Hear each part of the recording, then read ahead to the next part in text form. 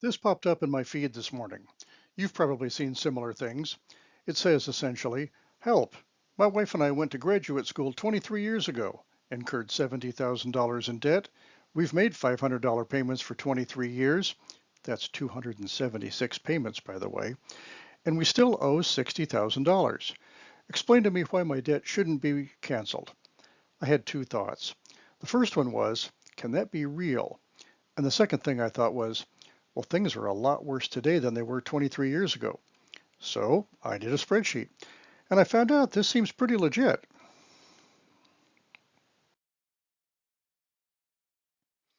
I had to solve for the interest rate, but if the beginning balance was $70,000 and the balance after 23 years, or 276 months, is $60,000, what's the interest rate? I expected an unreasonable figure, but this is actually in the range of reasonable, without checking what rates were in 2001. So, okay, this looks legit, and my heart goes out to someone who's under $60,000 in debt after 23 years post-college. Now, I don't know them. Maybe they have huge incomes, bought a huge house. Maybe there's just an annoying little side debt that they didn't bother to pay off quickly. Maybe they make way more than 8% on their investments, so it's in their interest to not pay down. But let's give them the benefit of the doubt.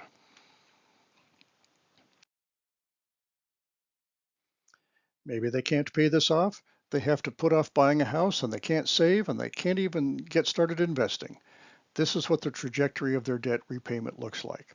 The axis on the left shows negative numbers and going up, and the months across the top shows from when they started across the 23 years. It's increasingly getting better. But hang on, that axis on the left is a little deceiving. Let's reset the top so it gets to zero so we can get a sense of when they'll get it paid off.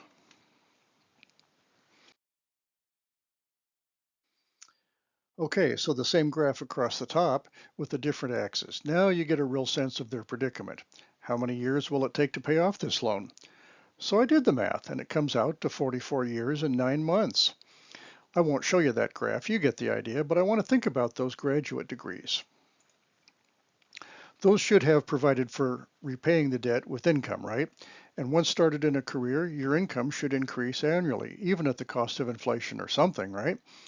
But if we just ask the question, what payment would have paid off the debt in a reasonable amount of time and allowed them to start saving, start investing, and then building for their retirement, which might allow for home equity and such.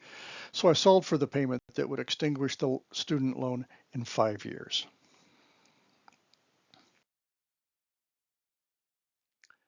I bet you were thinking that was pretty aggressive, weren't you?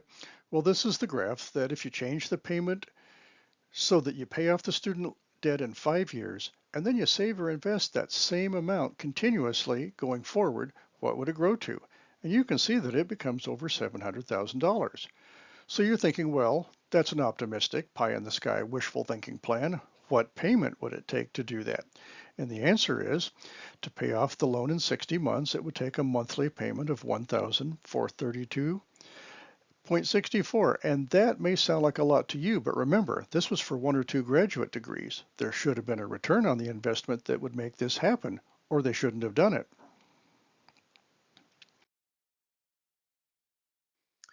Before getting to you and your situation, let me say this. When we agree to a loan, we agree to it. When we borrow, we give our word that we will repay. That's your integrity. Your reputation is something that takes years to build, and you can destroy it in a moment. Student debt is typically incurred when we're youthful, have inexperienced judgment, and a foggy view of the future. So please hear me on this. Your income is critical to your future, and you do need to increase your skill, knowledge, and value. But not only is college vastly more expensive these days, I think it's increasingly a poor bet on returning the income on the investment. In fact, I'll just say there's a decreasing number of careers, such as medicine or law, that really do require higher education. I'm in finance and accounting, and I look for good character, and we teach most of it on the job. But looking to have debt excused is just plain not an ethical solution. And lastly, we're not sheep. Don't pay the minimum. The loan earns money all off of you if you let it. Repaying over the minimum payment serves you, not the lender.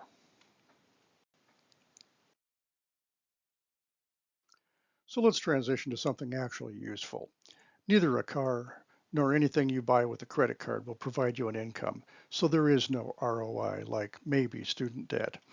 You can't justify a credit card debt and you should steer clear of car loans. So let me give you a rough plan that you'll need to adapt to your life.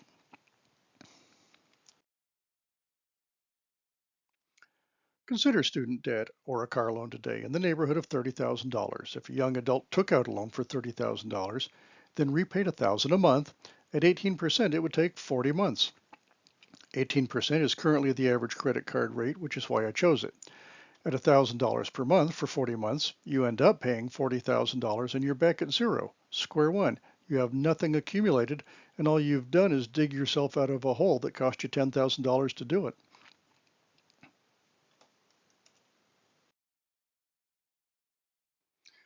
So instead, what if you save $1,000 per month for 24 months?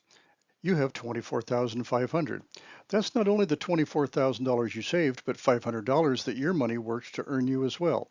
You take half of that, buy a car for cash. Not a new car. You always trade in your current car and add cash. Staying humble is one key to success, but buy cars with as low mileage as possible. Aim for nearly new. Then for the next 5 years, you save the same $1,000 every month. You'll reach $90,000. That gives you $15,000 for a new car and $40,000 for a down payment on a house. And you still have $38,000, about half, and you're still growing your wealth.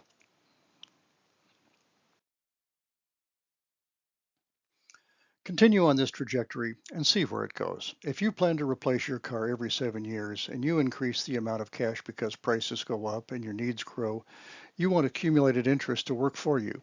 Not only that, but if you want a down payment on a house, in this case $50,000 right after you pulled out $30,000 for a car, it can fit your plan.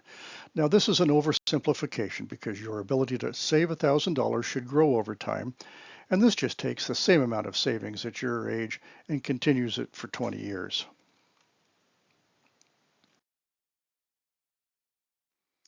If you haven't noticed, this is a plan for successful adulthood.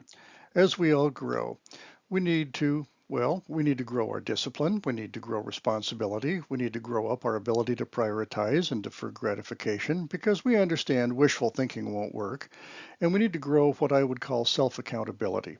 Log your balances every week, make a graph on a spreadsheet if that works for you, your checking balance, your savings, your investments, and any debt, which is a negative number.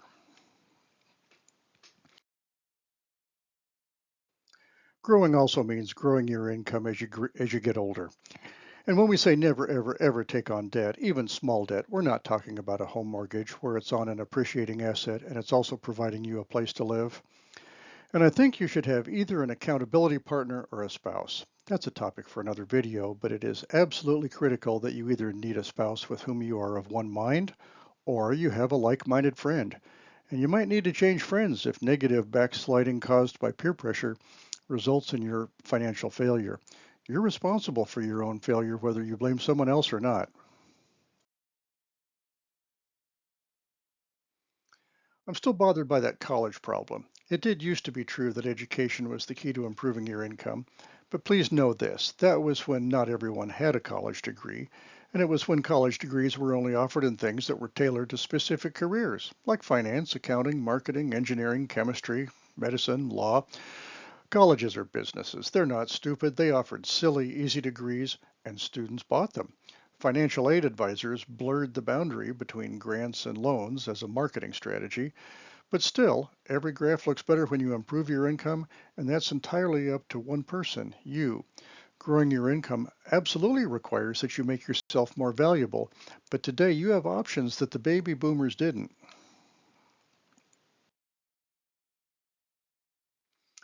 Think about this. YouTube is a wealth of knowledge that didn't exist 20 years ago.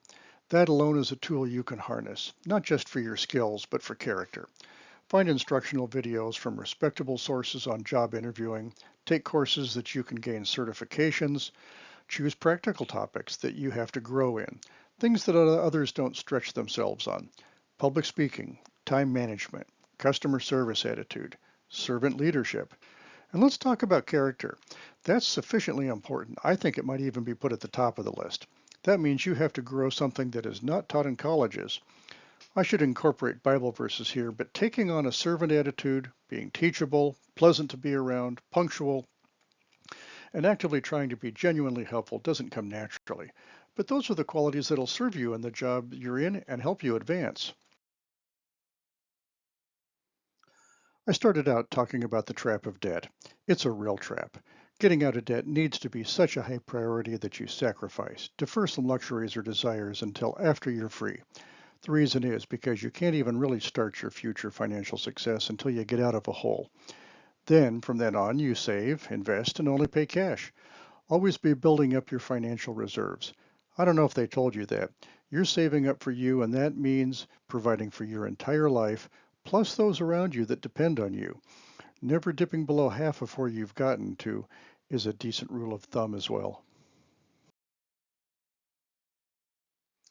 I hope this video has been helpful to you. Learning from others' wisdom and learning from others' experience, and that sometimes means learning from others' mistakes. I took an inconsequential tweet from someone looking for something for nothing. There's no such thing as a free lunch in life. Looking for someone else to solve your problems is a bad strategy, in my opinion. It's up to you. Committing to being financially successful in the future, you'll need to live a disciplined life, and it's entirely up to you. I'd appreciate your comments to help guide my further attempts at creating useful videos. I hope you thrive and prosper. The reason I'm making these videos is because I believe I succeed by helping you succeed. Thanks for watching.